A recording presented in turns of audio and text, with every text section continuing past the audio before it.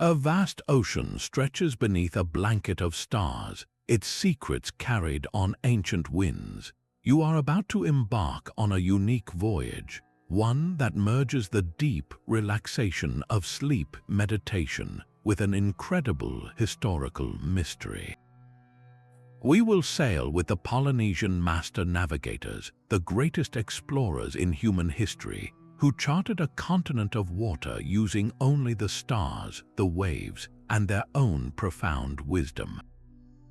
By the end of this journey, you will possess a profound sense of calm, gifted by the ocean itself, while unlocking the secrets of a civilization that found its way across thousands of miles of open sea.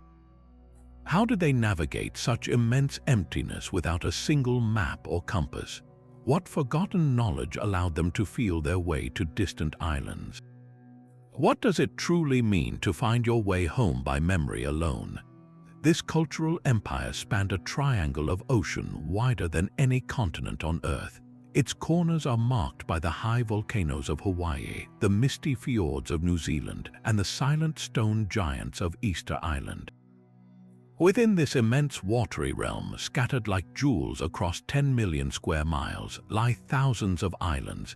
Every single one was found, settled, and connected by a people with no written language, no metal tools, and no navigating instruments beyond their own senses.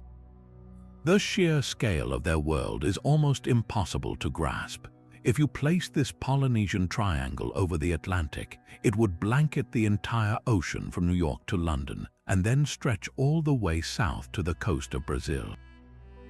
They did not just cross this sea, they knew it, they lived in it, and they claimed it as their own. Their greatest voyages covered distances equivalent to sailing from Paris to Moscow and back again, but across trackless blue wilderness where the next speck of land could be missed by a few miles and mean certain death. So how was this even possible? What kind of person looks at the empty horizon and sees not a barrier but a pathway? The answer lies not in a tool you can hold, but in a way of seeing the world that we have almost entirely forgotten. The heart of their exploration was the voyaging canoe, a vessel so perfectly adapted to the open ocean it feels like a mystery in itself. Known as the waʻa, this was not a simple dugout log but a revolutionary piece of maritime engineering. Picture two long, sleek hulls carved from massive trees, connected by a strong platform that created a stable deck.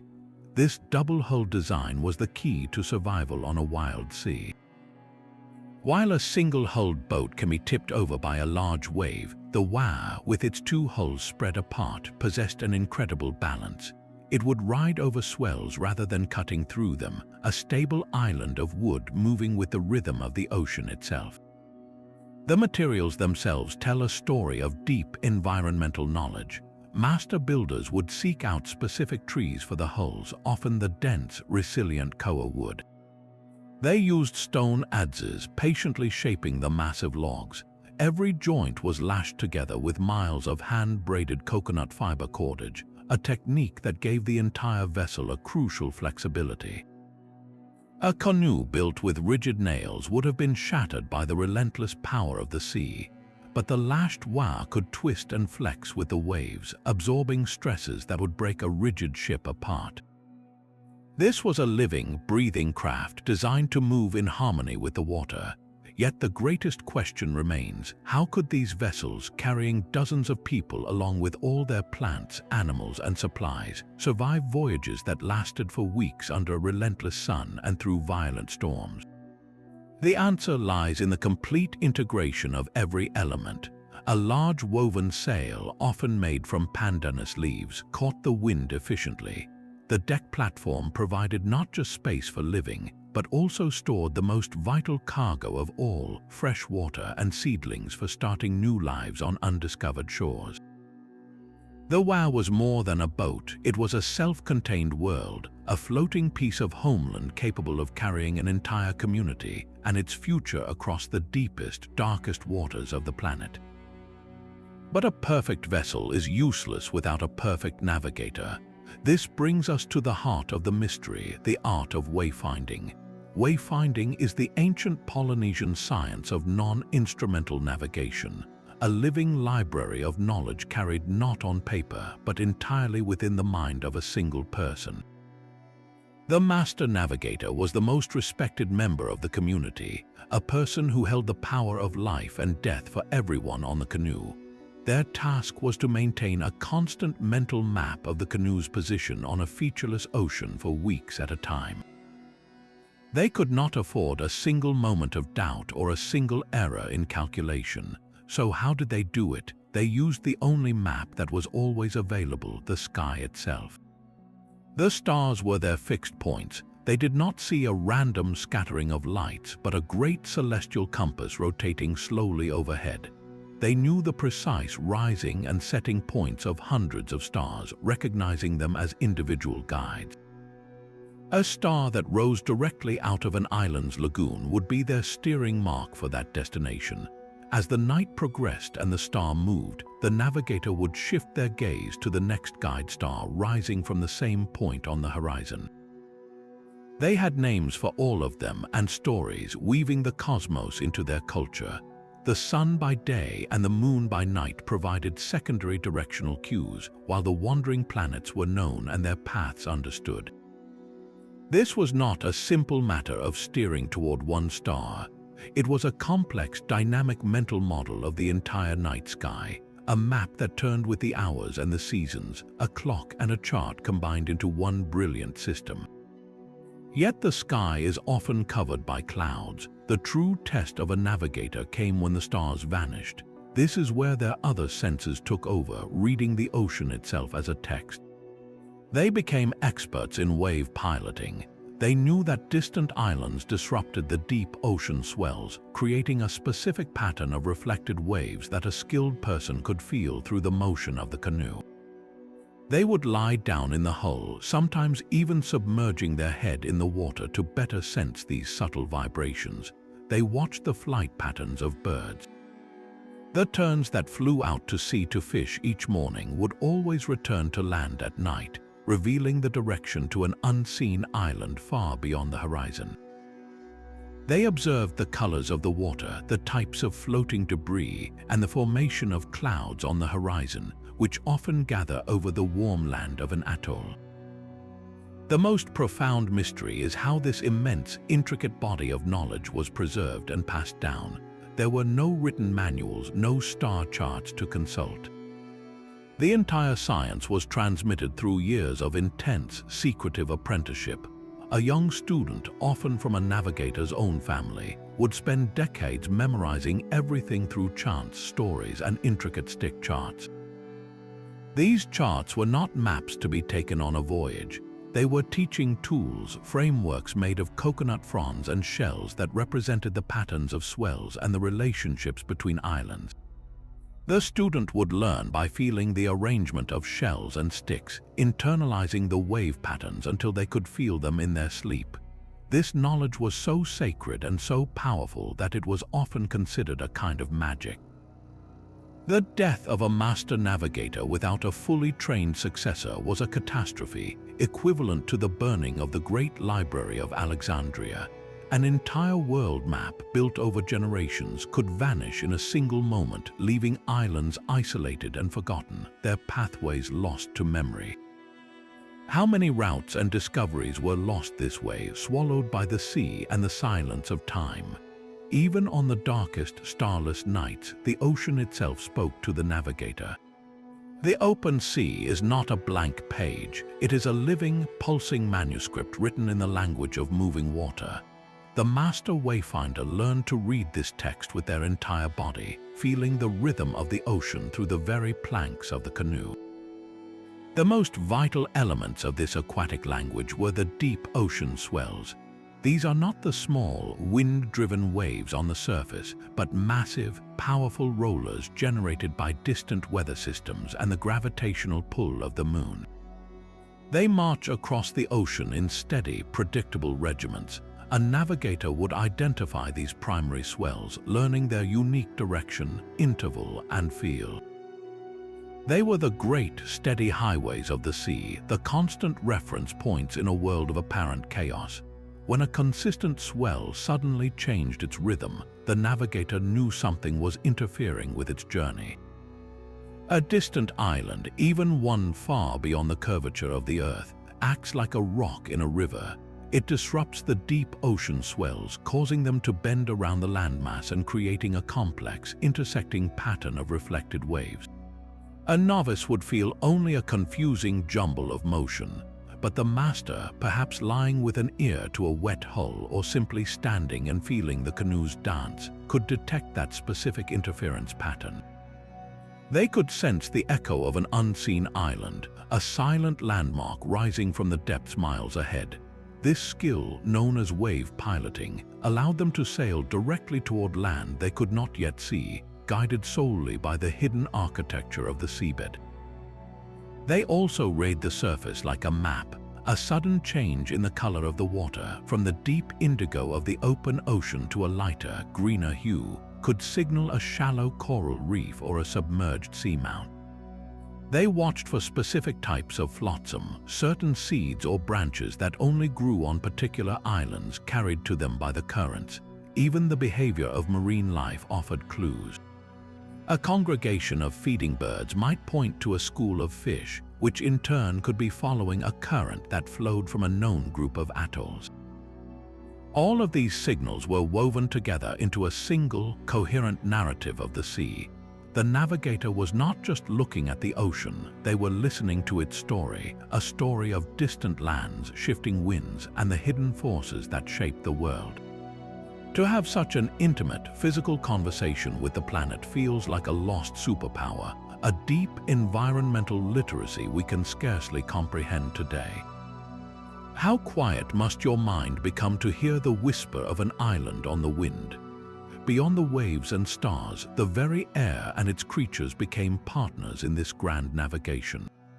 The Polynesian wayfinder lived in a constant, silent dialogue with nature, where every bird in the sky and every cloud on the horizon carried a potential message.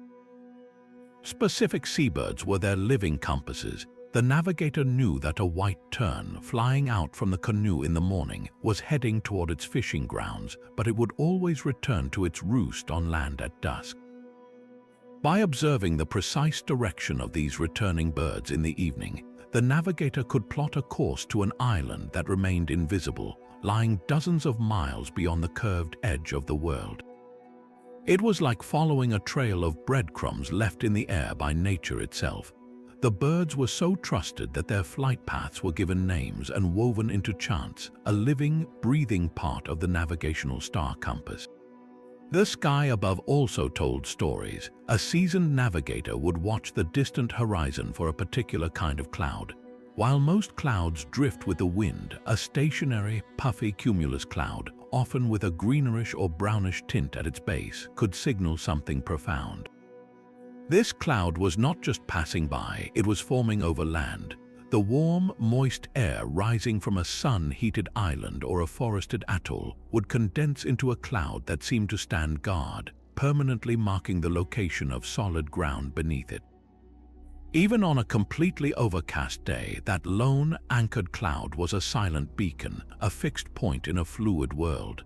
Then there was the wind, the invisible river of the sky. Navigators developed an intimate, physical knowledge of the winds, recognizing them not just by direction, but by their unique feel and smell. Each wind had a name and a personality. They knew the subtle shift when a breeze passed over a distant lagoon, perhaps carrying the faint scent of blooming flowers or the distinct smell of wet earth from a rain-soaked valley. They could feel the difference between a dry, empty wind that had traveled across thousands of miles of open ocean and one that had recently brushed against the vegetation of a high island. This was navigation at its most subtle, a form of sensory awareness that verged on the mystical. To find your way by the scent of the air or the specific formation of a single cloud requires a level of attention that transforms the world. The navigator did not see a separate self moving through a dead landscape, but a participant in a living, communicating ecosystem. The ocean was a text, the sky was a clock, and the birds were their guides. This deep ecological literacy raises a haunting question for our modern world. In our rush to chart every inch of the globe with satellites, what profound languages of the earth have we forgotten how to hear? For centuries, the ancient knowledge of the Polynesian navigators seemed lost forever, a ghost in the waves. Then, in the 1970s, a daring modern experiment was born, a voyage designed to solve the historical mystery once and for all. This was the story of the Hokulea, a name meaning Star of Gladness, a full-scale replica of a traditional double-hulled voyaging canoe. Its mission was audacious, to sail the legendary sea road from Hawaii to Tahiti without maps, without a compass, and without a sextant, using only the ancient art of wayfinding. Many academics of the time were skeptical, some even claiming that the original Polynesian settlement must have been accidental, the result of helpless drifters tossed by storms. The Hokulea was built to prove them wrong, to demonstrate that deliberate, skilled exploration was not just possible, but the very foundation of Polynesian culture. The canoe itself was a resurrection, a physical bridge to the past, but building the vessel was only half the challenge. The deeper, more difficult task was finding a living navigator who still held the sacred knowledge. The search led to a tiny, remote island in Micronesia called Satawal, where one of the last practicing masters of the old ways, a man named Maupiailug, agreed to join the voyage. He was the only person left who could read the ocean's language for such a long and treacherous journey. In the spring of 1976, the Hokulea set sail from Hawaii, carrying not just its crew, but the hopes of an entire people for a cultural rebirth. For 34 days, Maupiailug guided them across 2,500 miles of open ocean. He stood on the deck, feeling the swells, watching the stars, and interpreting the flight of birds. He kept the entire course in his head, a living, breathing GPS from a forgotten age. When the lush peaks of Tahiti finally rose from the sea, it was more than just a successful landing, it was a vindication. The voyage of the Hokulea proved unequivocally that the ancient Polynesians were not lucky castaways, but the most intentional and brilliant explorers the world has ever known. This single journey ignited a fire across the Pacific, a powerful renaissance of cultural pride and identity.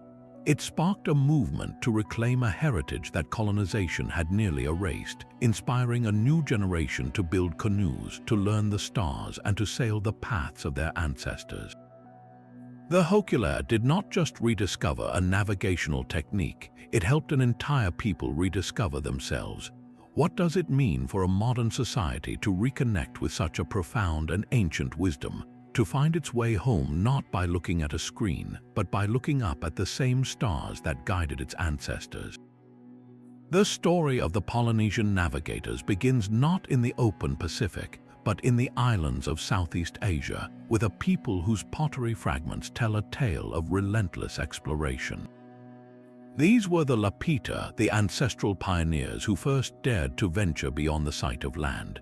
Their name comes from an archaeological site in New Caledonia, but their distinctive pottery, stamped with intricate geometric patterns, has been found scattered across thousands of miles of ocean, from the Bismarck Archipelago all the way to Samoa. This pottery is their signature, a trail of cultural breadcrumbs marking one of history's most rapid and purposeful human expansions. For archaeologists, these broken clay pieces are the only written records of a journey that would eventually populate a quarter of the globe. The mystery of the Lapita is not just where they went, but why they went with such incredible speed and determination. Beginning around 1500 BCE, within just a few centuries, they exploded across the Pacific, leapfrogging from island to island against the prevailing winds and currents. This was not a casual drift, it was a deliberate, unstoppable push into the unknown. What drove them? Was it population pressure, a spirit of adventure, or the search for new resources like the valuable obsidian for their tools? The debate continues, but the evidence points to a society built for movement. Their settlements were often coastal villages, their lives intertwined with the sea. They were masters of a sophisticated maritime technology, building the prototypes of the great voyaging canoes that their Polynesian descendants would perfect. They carried with them a portable ecosystem, the very foundation of life in a new world. In their canoes, they transported taro, yam, and breadfruit seedlings, as well as dogs, chickens, and pigs. They were not just exploring, they were colonizing, bringing their entire world with them to plant on distant shores. This cultural package was so complete and so adaptable that it allowed them to thrive on everything from high volcanic islands to low-lying coral atolls. Imagine setting sail toward an empty horizon, not knowing if you would find a mountainous paradise or a barren rock, yet carrying the seeds to create a garden wherever you landed. This profound faith in their own ability to shape a new home is perhaps their greatest legacy. The Lapita expansion eventually reached its eastern limit in places like Fiji, Tonga, and Samoa. Here, for reasons still unclear, their distinctive pottery-making tradition faded away, but the people did not vanish. They evolved, their culture transforming over the centuries into what we now recognize as the Polynesian society. The Lapita were the original wayfinders, the first to listen to the whispers of the ocean and answer its call. Their voyages laid the foundational stones for the great Polynesian Triangle, a cultural empire built not by conquest but by courage and an unparalleled connection to the sea. What profound ancestral memory of those first journeys was carried forward, encoded in the chants and stories that would later guide navigators to Hawaii and Easter Island? The Lapita connection reminds us that every great journey has a beginning, and every explorer stands on the shoulders of giants who first taught them how to see the path in the waves. One of the most extraordinary voyages in human history was the discovery and settlement of Aotearoa, the land of the long white cloud. This was not a journey to a small, tropical atoll, but to a massive, temperate landmass unlike anything else in the Polynesian world. Imagine the navigators' shock when, after weeks at sea, they did not find a low-lying coral island, but the towering, snow-capped peaks of the southern Alps rising from the ocean. This was a new world, a continent in miniature, waiting in the cold southern mists. The journey from the central Polynesian homeland, likely the Society Islands or the Cook Islands, covered a staggering 2,000 miles of open ocean. Sailing south into cooler, often stormier latitudes, the crews faced conditions for which their tropical experience had not fully prepared them. The star compass would have shifted, familiar constellations dipping lower on the horizon as new ones rose. The ocean swells behaved differently and the bird life changed. Finding this single, large target in such a vast expanse of water required not just skill, but an almost supernatural level of confidence and precision. The legends of the Maori people speak of these epic voyages, of great fleet canoes like the Arawa and the Tainui, each carrying the ancestors of future tribes.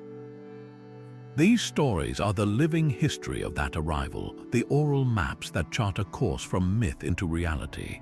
The exact timing of this settlement remains one of the great puzzles of Pacific archaeology. For a long time, it was placed around the 13th century, but new evidence constantly refines our understanding. What we know is that these first settlers, who would become the Maori, arrived to a land untouched by humans, teeming with strange, flightless birds like the massive moa. They had to adapt their entire culture on the spot, trading their tropical crops for new ones that could survive the colder winters, and building a new society in a land of fjords, forests, and volcanoes. The very existence of Aotearoa stands as a silent testament to the Polynesian navigators' ultimate capability. They did not just find islands, they discovered worlds. What did it feel like to be the first person in history to lay eyes on those mountains? To know that your voyage had not just found another island, but had truly changed the map of the human world forever. Far to the east, where the Pacific Ocean stretches into endless solitude, lies the most isolated piece of inhabited land on the planet. Rapa Nui, known to the world as Easter Island, is a tiny volcanic speck so remote that its nearest inhabited neighbor is over 1,000 miles away. To reach this island, ancient Polynesian navigators executed one of their most daring voyages, a direct push into the absolute unknown against the prevailing winds and currents. This was not a journey of chance, but a testament to supreme navigational confidence, a deliberate search for the edge of their world, and what they found there would become one of history's most captivating puzzles. The society that flourished in this profound isolation built a culture unlike any other, defined by the moai, those colossal stone figures that stand with their backs to the sea, silently watching over the island. Nearly 900 of these statues were carved, some towering over 30 feet tall and weighing more than 80 tons. The question of how a people with no metal tools, no wheels, and no draft animals moved these monolithic giants across miles of rugged terrain has fueled wild speculation for centuries. The popular myth, often repeated, is that the islanders recklessly deforested their own paradise to roll the statues, leading to a self-inflicted ecological and societal collapse. While it is true that the island's palm forests vanished, the story is far more complex and far less a simple morality tale. The real history of Rapa Nui is a story of brilliant adaptation to extreme isolation, followed by a tragic unraveling shaped as much by external forces as internal ones. The island's population likely grew and thrived for centuries, developing a complex society capable of the immense cooperative effort required for the moai. The statues were not idols but representations of deified ancestors, their power meant to protect and nurture the living. The quarry at Rono Roroku, where almost half the moai still remain in various stages of completion, was the spiritual and industrial heart of the island. Then something changed. Climate data suggests a prolonged drought may have strained resources. The clearing of land for agriculture and the use of wood for tools, canoes, and to move the statues certainly put pressure on the fragile ecosystem. But the arrival of Europeans in the 18th century delivered the final, devastating blows. Foreign diseases, slave raids that carried off much of the population, and the introduction of sheep that destroyed the remaining landscape shattered the social fabric. The collapse was not a sudden, foolish suicide, but a slow-motion catastrophe born from a combination of environmental challenge and catastrophic cultural contact. The true enigma of Rapa Nui is not just how the statues were moved, but what their ultimate abandonment says about the fragility of even the most resilient societies when faced with forces beyond their control. What secrets do those silent stone faces still hold, and what wisdom might they offer us about our own isolated world? Every island, from the shores of Hawaii to the cliffs of New Zealand, holds a memory of a place called Hawaii. This is not a location you can pinpoint on any modern map, yet for the Polynesian people, it was the most real place of all, the ancestral homeland from which all life and all voyages began. The mystery of Hawaii lies in its duality, a concept both profoundly spiritual and deeply practical. Was it a single, physical island lost to time, the original Lapita homeland in the West? Or was it a more fluid idea, a metaphorical garden of ancestral origins that could be carried in the heart and recreated with each new landing? The answer is likely a blend of both, a powerful fusion of memory and myth that served as the spiritual engine for their entire civilization. This belief in a homeland from which they came and to which their spirits would return provided a cosmic anchor, a point of reference in an infinite ocean. It gave meaning to the act of leaving, transforming a dangerous voyage into a sacred journey of return, even if that return was to a place they had never seen. Every new island they discovered was, in a sense, a new Hawaii, a chance to rebuild the perfect homeland. This cyclical narrative of departure and rediscovery is what fueled their relentless expansion. Why leave a settled, prosperous island to sail into absolute emptiness? The answer may be woven into this very belief, a cultural imperative to continually seek out and re-establish their ancestral paradise, to find their way back to the beginning by moving ever forward. The chants and genealogies that named Hawaii were not just stories, they were navigational charts for the soul, ensuring that no matter how far they traveled, they were never truly lost. They were always, in a profound sense, sailing home. The pull of this legendary homeland raises a haunting question for our own rootless world. What is the Hawaii that calls to you, the place of origin that gives your own journey its deepest meaning? Without a single written word, the Polynesian people built a library more vast and durable than any made of stone. This library existed in the human voice, a living archive of chants and songs that held the very blueprint of their world. Every star course, every swell pattern, and the genealogical line of every chief for generations were encoded in rhythmic poetry, committed to memory with a precision we would now entrust only to a supercomputer. The loss of this knowledge was not merely the loss of information, it was the death of a universe. How could a civilization safeguard its most vital secrets across hundreds of years using nothing but sound and memory? The answer lies in a culture where knowledge was not just learned but physically and spiritually embodied. The training of a master navigator, or PWO, was a decades-long ordeal of mental and physical discipline. A chosen apprentice, often from childhood, would live with the master, absorbing knowledge through total immersion. This was not a casual education, it was a sacred initiation.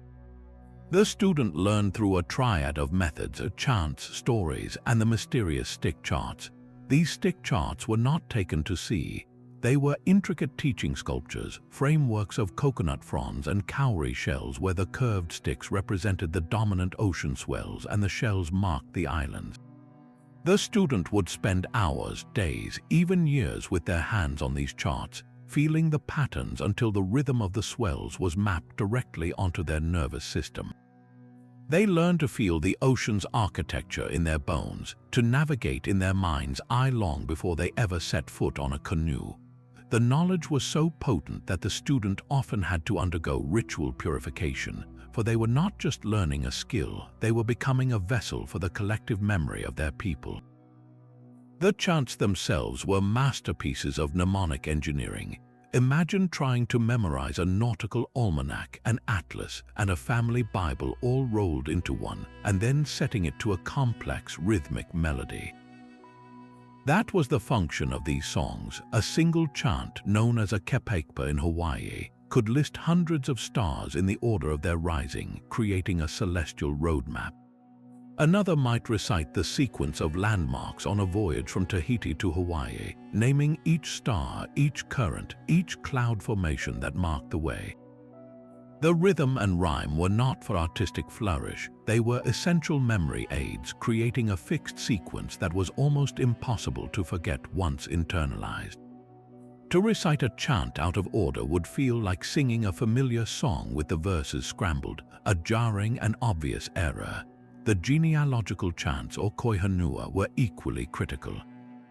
By memorizing a lineage that stretched back 30 or 40 generations to the gods themselves, a navigator was not just showing off his memory, he was establishing his spiritual connection to the voyage, proving that he was a rightful heir to this sacred knowledge, a direct descendant of the first explorers who had found these paths. This entire system created individuals with almost superhuman recall. A master navigator held in his mind a dynamic, three-dimensional mental model of the Pacific.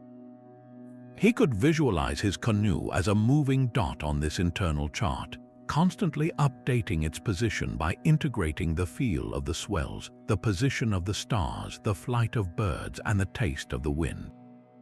He was a living GPS, but one that did not require a satellite or a battery, only a lifetime of dedicated learning and a profound, silent conversation with the natural world. The pressure on this individual was immense. On a weeks-long voyage, he could never retreat into deep, dream-filled sleep, for his mental model of the canoe's position would dissolve into confusion. He slept in short, alert naps, his mind constantly tracking, calculating, and correcting. The death of such a master without a successor was a cultural catastrophe. It was like a library burning down with only one copy of every book. islands could be rendered isolated, their sea roads fading from memory, becoming nothing more than legend.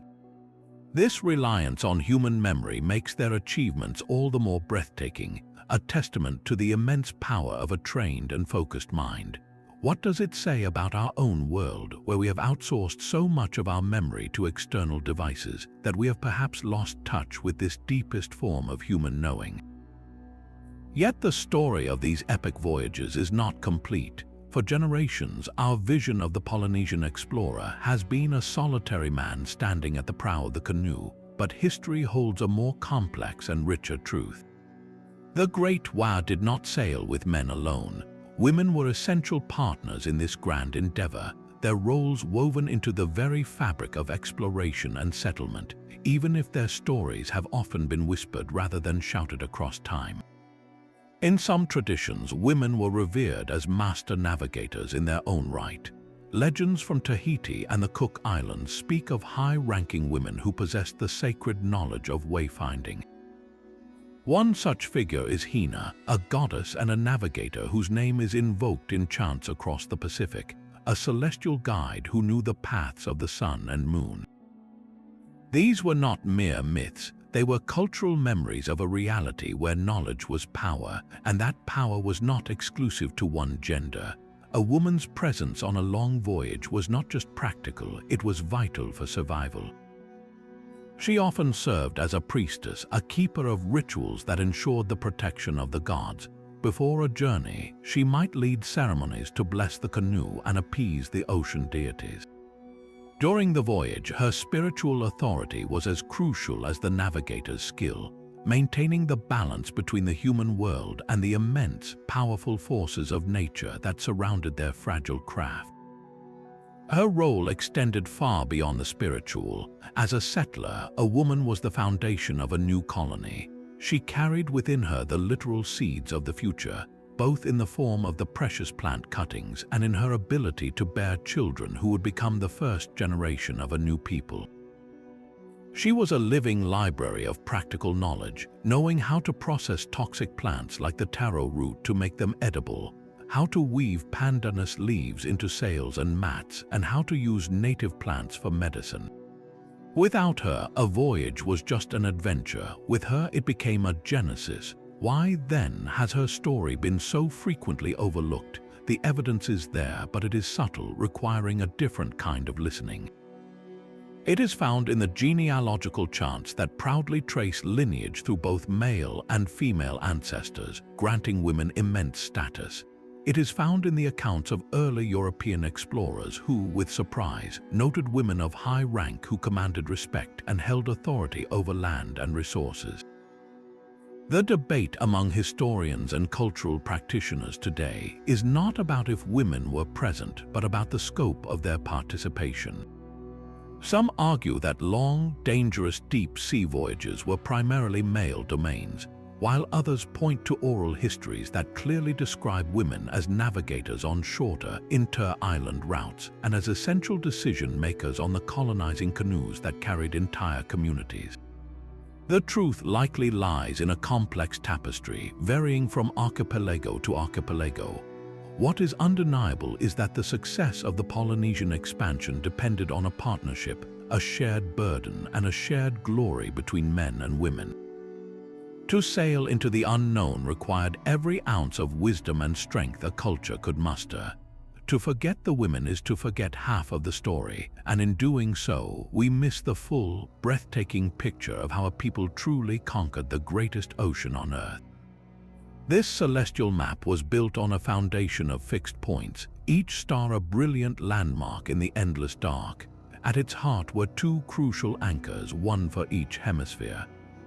In the northern skies, the navigators relied on Hokupa, the star that stands still. We know it as Polaris, the North Star, because it sits almost directly above the Earth's North Pole. It remains a constant, unmoving beacon in the rotating canopy. All other stars appear to swing around it through the night. For a navigator heading north from Hawaii or Tahiti, Hokupa was the ultimate reference, its altitude in the sky giving a rough indication of latitude. But the true magic of the star compass was its dynamic nature. a wheel of directions defined by the rising and setting of specific stars. The eastern horizon was not a vague direction. It was the house of Hanayakamalama, the Southern Cross. When this distinctive constellation stood upright just above the eastern horizon, it pointed the way to the dawn, a signal as reliable as any clock. The western horizon belonged to the setting points of stars like Kolua Koko, the red giant we call Antares in the constellation Scorpius. A navigator would memorize that this star, when it touched the sea, marked a specific westerly direction. The entire sky was divided into 32 directional houses, much like the points on a mariner's compass, but each house was defined by the appearance of a particular star or constellation. A course to a specific island was not a single heading, but a sequence of these stellar houses. You would begin your voyage steering toward the point where a specific guide star, one known to rise directly over your target island, first appeared. As the night wore on and that star climbed too high to be a reliable steering mark, you would shift your gaze to the next star rising from that same point on the horizon, seamlessly transferring your alignment across the celestial wheel. This required a mental model of the entire sky in constant motion. The navigator had to know not only where a star was at that moment, but where it would be in 3 hours and which star would take its place as a guide. They saw the cosmos as a great dome rotating over a stationary ocean, with their canoe as the pivotal point. This intricate knowledge was encoded into chants that listed the stars in their order of appearance, turning abstract astronomy into a memorable, rhythmic song. To sail by this star compass was to dance with the universe itself, your course a living, breathing line drawn not on parchment, but etched in light across the heavens. Yet these epic journeys were never just about the destination. What force could compel an entire family to pack their lives onto a canoe and sail toward an empty horizon? The motivation for the great voyages was a complex tapestry woven from practical need, social pressure, and deep spiritual calling. While the search for new land for growing populations was certainly a powerful driver, it was far from the only one. Think of the political dynamics of a small island society. A rival chieftain defeated in a power struggle might face a stark choice: death for himself and his followers or exile. The ocean became a place of banishment, but also a realm of potential redemption. A chief and his clan, cast out from their home, would set sail not on a doomed trip, but on a mission to find a new island where they could establish their own dynasty, free from the shadow of their rivals. The ocean was a political safety valve, a vast space where social conflicts could be resolved through departure rather than destruction. These exiled groups became some of the most determined explorers, their very survival depending on their success. Other voyages were launched for more routine, yet equally vital, reasons of resource gathering and trade. Certain islands held unique treasures. A high volcanic island might be the only source of a specific type of dense basalt stone, perfect for carving superior adzes. A low atoll might have unparalleled beds of giant clams or a particular species of shark whose teeth were used for ceremonial tools. Long-distance voyages were organized to barter for these goods, creating a vast, informal exchange network across the Pacific. They might trade ceremonial red feathers from one island for finely woven mats from another, or a prized breed of dog for a type of volcanic glass used for cutting. These journeys sustained a shared culture across thousands of miles, ensuring that even isolated communities remained connected through a web of reciprocal gift-giving and commerce. But perhaps the most profound motivator was the spiritual quest. The Polynesian worldview was steeped in the concept of mana, a spiritual power and prestige that could be gained through great deeds. What greater deed was there than to conquer the great ocean, to discover a new land, and to found a new lineage? For a young chief seeking to establish his own legacy, a successful long-distance voyage was the ultimate source of mana. It was a way to prove his courage, his leadership, and his favor with the gods. This was exploration as a sacred act, a way to literally expand the known world for one's people and in doing so, achieve a form of immortality. The chants tell of voyages undertaken to find a specific sacred object, or to visit a legendary oracle, or simply to test the limits of human endurance as a form of devotion. Were they fleeing overcrowding, seeking political freedom, trading for resources, or questing for divine favor? The answer is all of the above. The true engine of Polynesian expansion was this beautiful, dangerous blend of the pragmatic and the profound, a culture that saw the ocean not as a barrier, but as a solution to every human need, from the political to the spiritual. A floating branch was more than just debris, it was a message in a bottle from an unseen shore.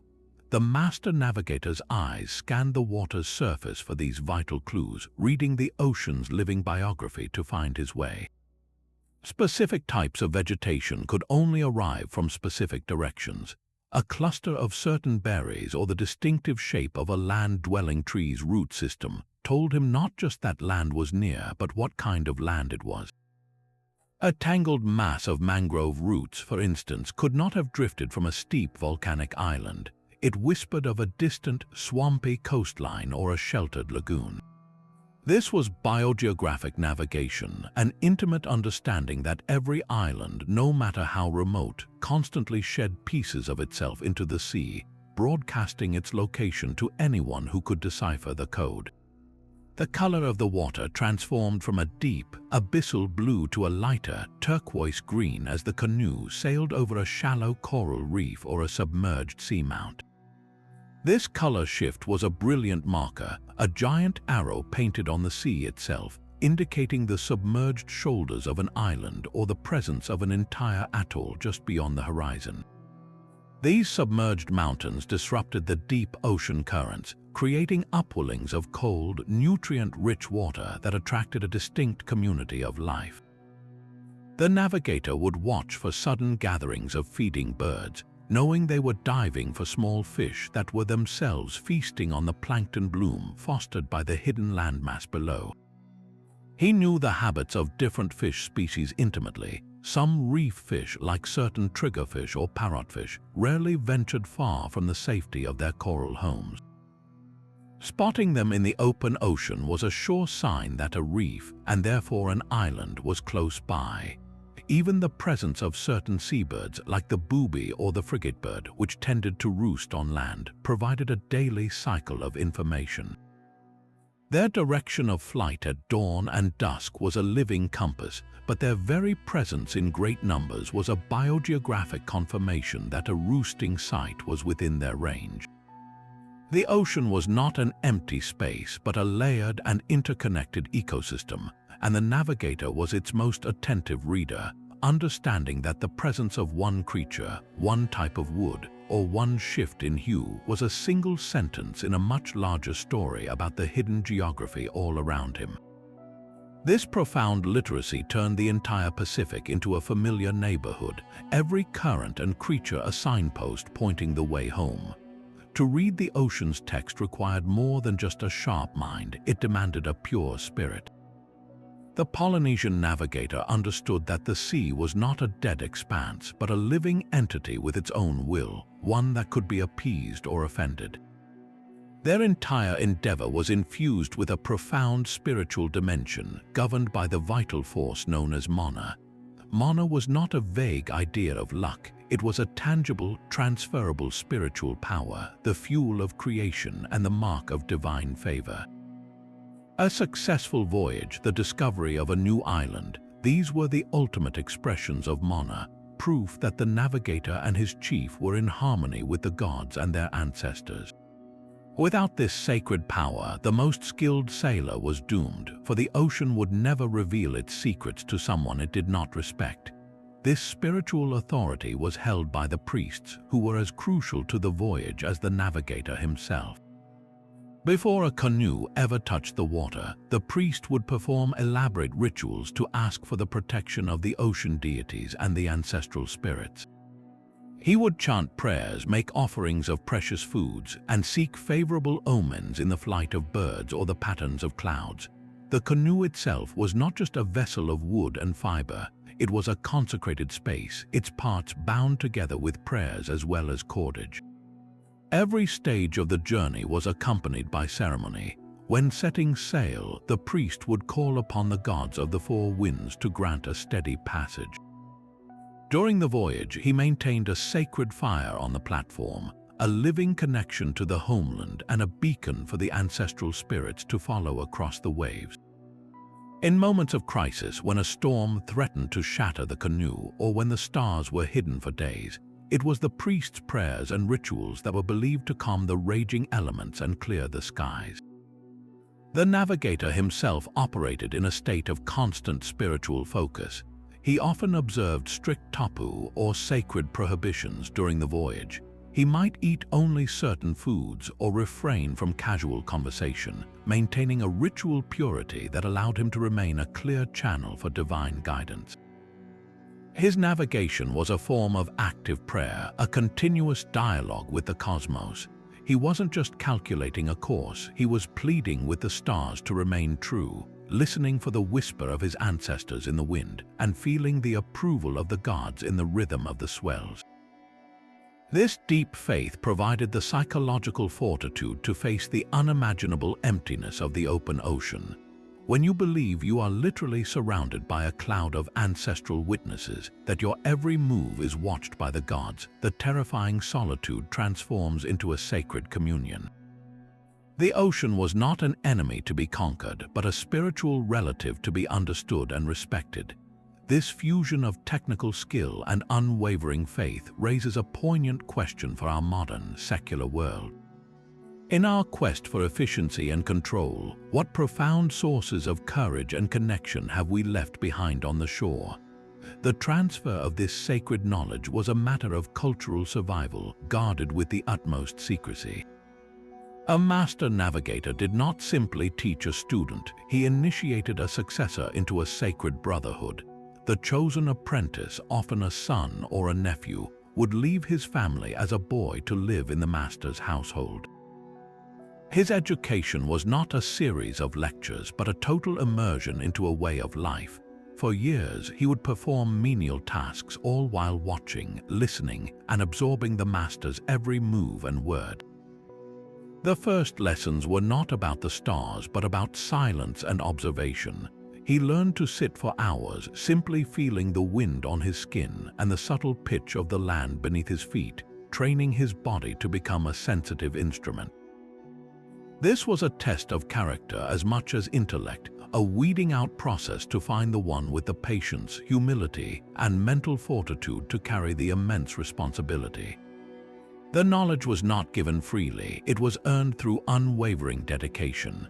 The apprentice had to prove his worth long before he was ever trusted with the core secrets of the star compass or the wave patterns. He learned through chance, repeating complex genealogies and star sequences until they were etched into his memory with the permanence of stone. The master used intricate stick charts, not as maps for the sea, but as conceptual models for the mind. The student would spend countless hours with his hands on these frameworks of sticks and shells, his eyes closed, internalizing the swell patterns until he could feel the ocean's architecture in his dreams. The training was punctuated by rituals and tests designed to push him to his absolute limits. He might be taken out to sea on a moonless night and asked to point toward home using only the feel of the swells. He might be deprived of sleep for days, forced to maintain his mental map through a fog of exhaustion, simulating the relentless demands of an actual voyage.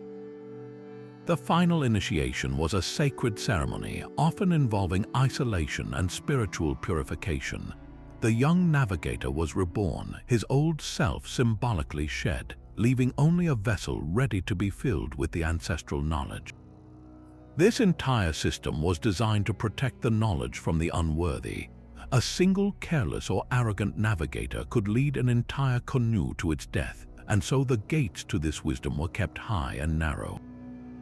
The death of a master without a fully prepared successor was a tragedy that could sever a community from its past and its future, stranding islands in a silence of forgotten sea roads.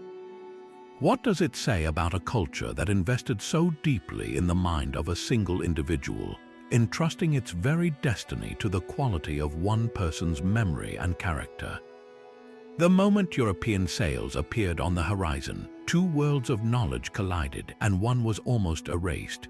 Western explorers, armed with sextants and compasses, looked upon the Polynesian canoes and saw only primitive craft. They could not comprehend a navigation system that required no instruments, a science held entirely within the mind.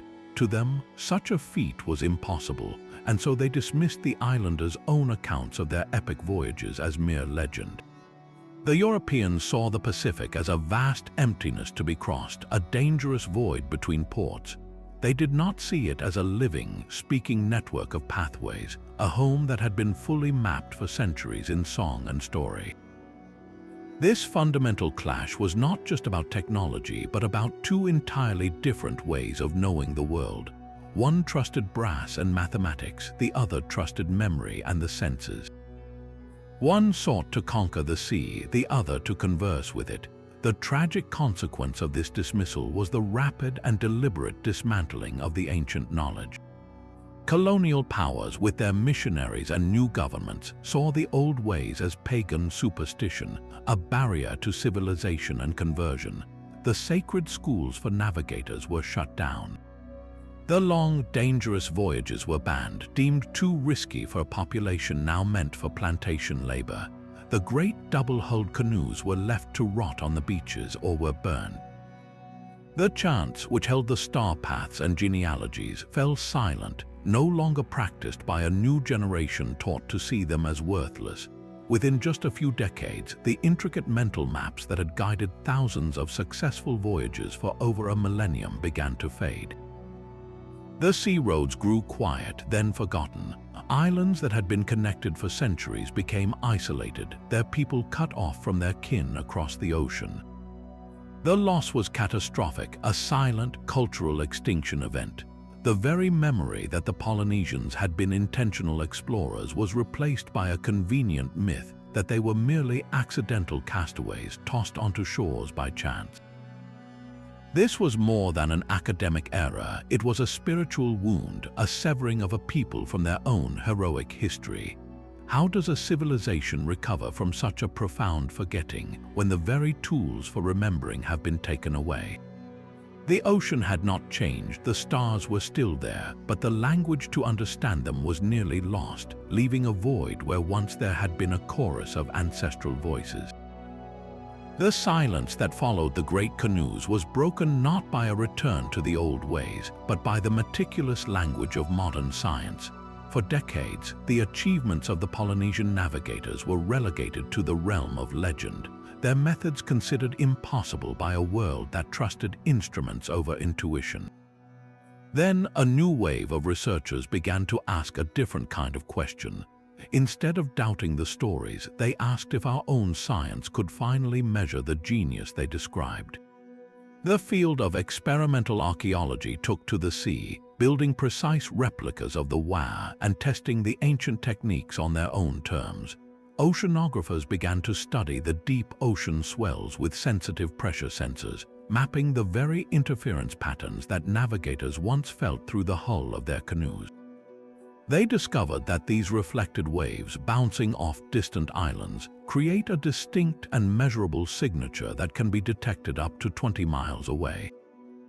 What was once considered a mystical sense was revealed as a highly refined sensitivity to the physics of moving water, a science of wave propagation that the navigators understood through a lifetime of embodied practice. Astronomers, too, looked anew at the star compass. By plotting the rising and setting points of the stars named in traditional chants, they found a system of celestial navigation so precise it could guide a canoe to a target only a few miles wide after a journey of thousands. The Hokulea voyages provided the ultimate living laboratory. Each successful journey, guided by a master like Piailug using only the stars, waves, and birds, was a data point confirming the viability of the entire system. Scientists tracked these voyages with GPS, creating a digital record that ran in perfect parallel to the navigator's mental map. Time and again, the two lines converged on the same tiny island.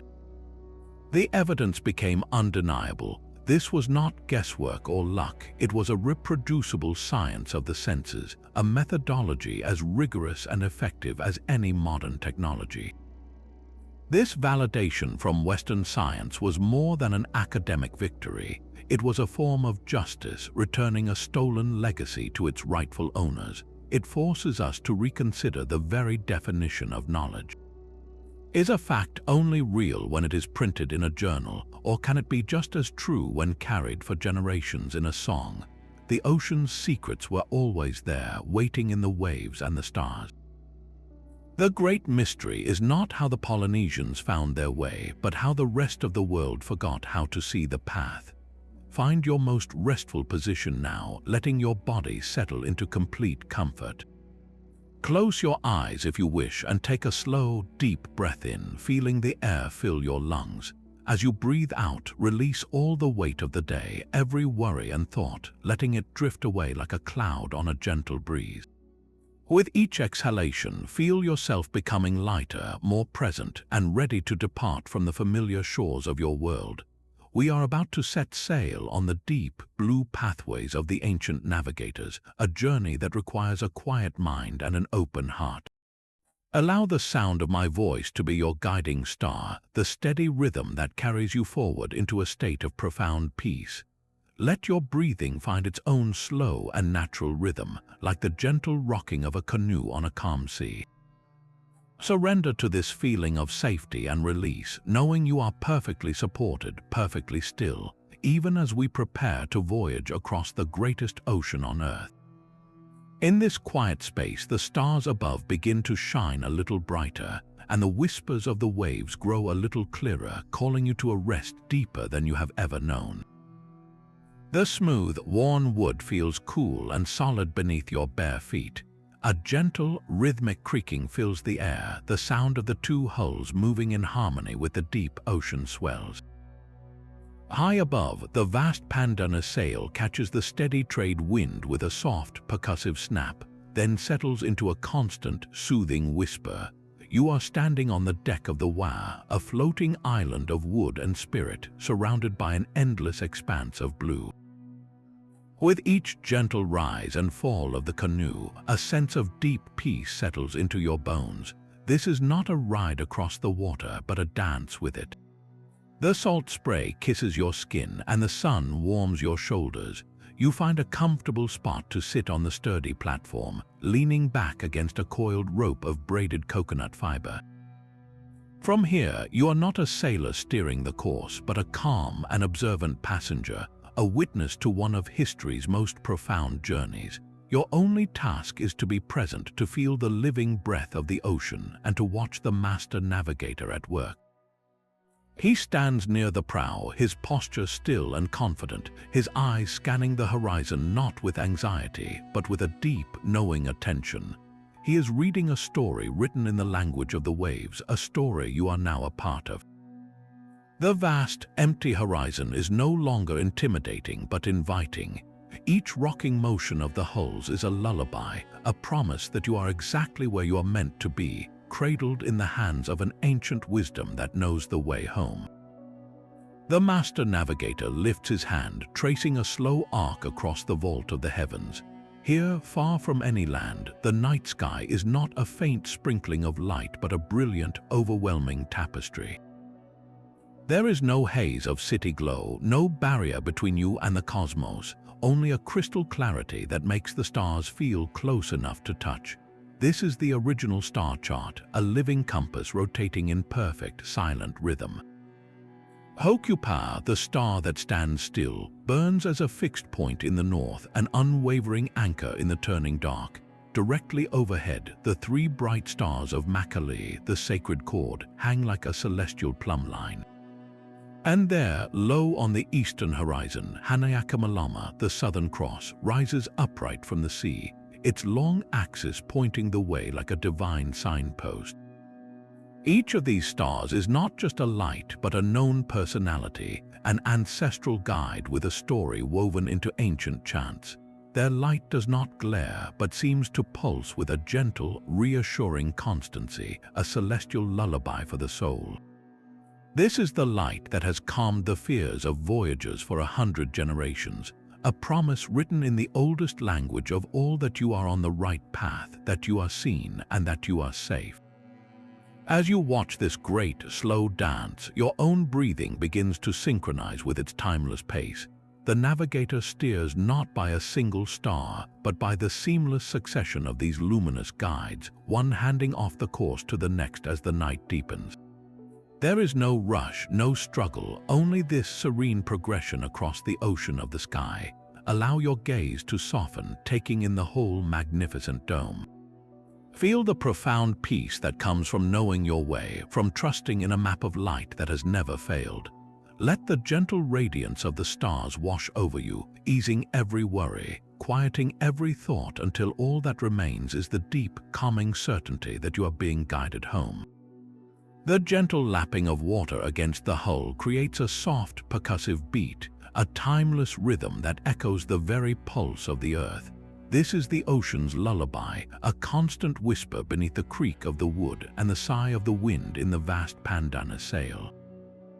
Each wave that meets the canoe is not a disruption, but a reaffirmation of your journey, a gentle nudge forward on this ancient path. Far in the distance, the faint, mournful cry of a seabird carries across the water, a lonely sound that only deepens the profound peace of this expansive solitude. There is no urgency here, only the steady, breathing presence of the sea. Allow your own breath to find this rhythm. Inhale slowly as the hull rises on a swell, feeling the lift and the anticipation. Then exhale completely as it slides down into the trough, releasing everything you no longer need to carry. Breathe in with the whisper of the wind and out with the sigh of the sail.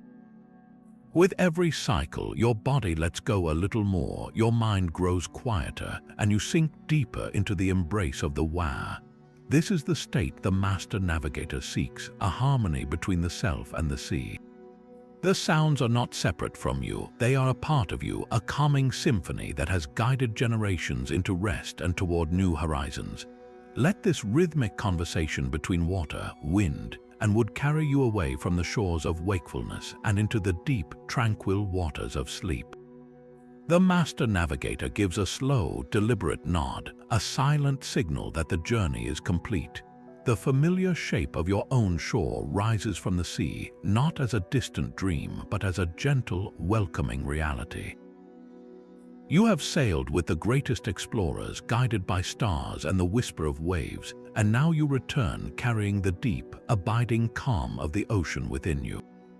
The legacy of the Polynesian navigators is not just a tale of epic voyages, but a timeless reminder of what is possible when we trust in memory, in our senses, and in a deep, conversational relationship with the living world. They mapped a continent of water with their minds, finding their way home by listening to the planet itself. Thank you for joining this journey across space and time. As you drift now into a deep and restorative sleep, let the rhythm of the waves be your blanket and the steady light of the stars be your nightlight. You are safe, you are still, and you are profoundly connected to an ancient peace. Carry this calm with you into your dreams and into all your tomorrows.